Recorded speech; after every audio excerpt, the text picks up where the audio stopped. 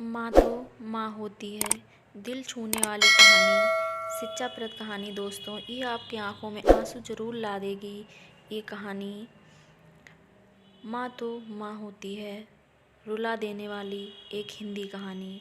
एक बेटा जो अपनी माँ की सारी संपत्ति बेचकर अपनी माँ को अमेरिका ले जाने की बात कहकर उसे एयरपोर्ट पर छोड़कर खुद चला जाता है। फिर उसकी माँ, आगे चलो जानते हैं। हेलो माँ, मैं राजू बोल रहा हूँ। कैसी हो माँ?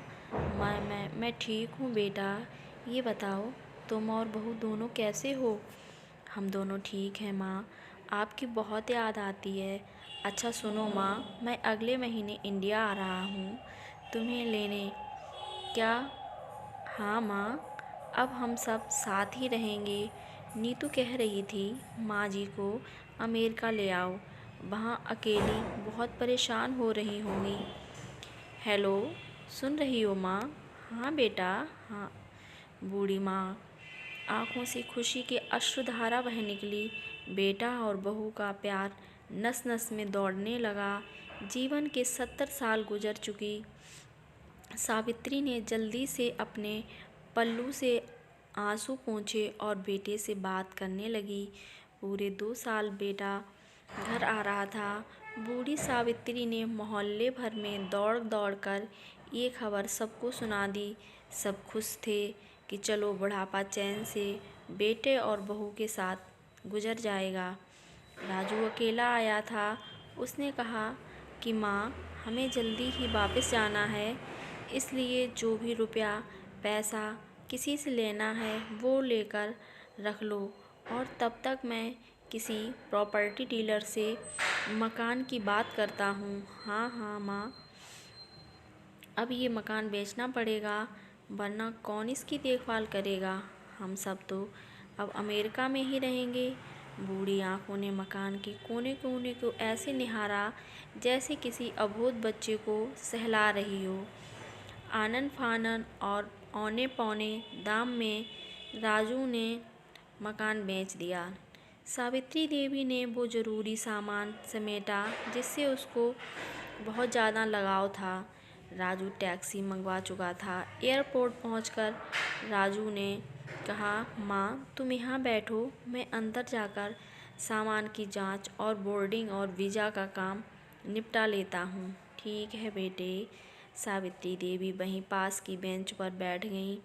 काफ़ी समय बीत चुका था।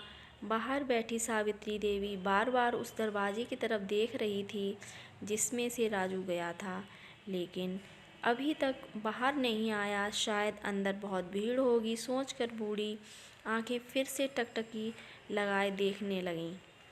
अंधेरा हो चुका था। एयरपोर्ट के बाहर गहमगामी कम हो चुकी थी। माँ जी, किससे मिलना है? एक कर्मचारी ने वृद्धा से पूछा। मेरा बेटा अंदर गया था टिकट लेने, वो मुझे अमेरिका लेकर जा रहा है, सावित्री देवी ने घबराकर कहा।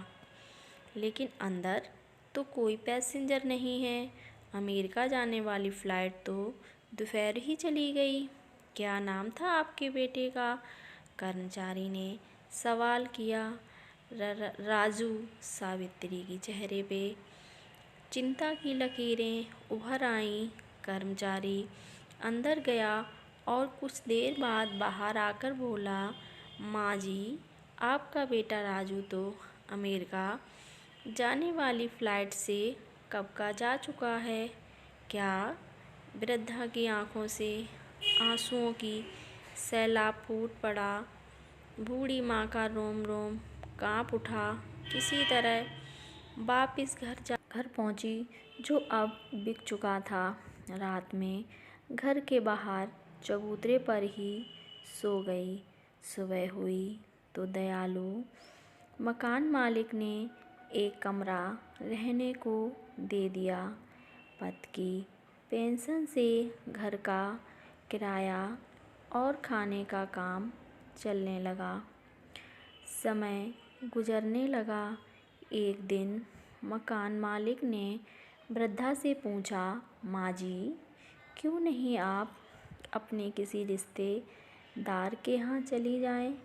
अब आपकी उम्र भी बहुत हो गई। अकेले कब तक रह पाएंगी?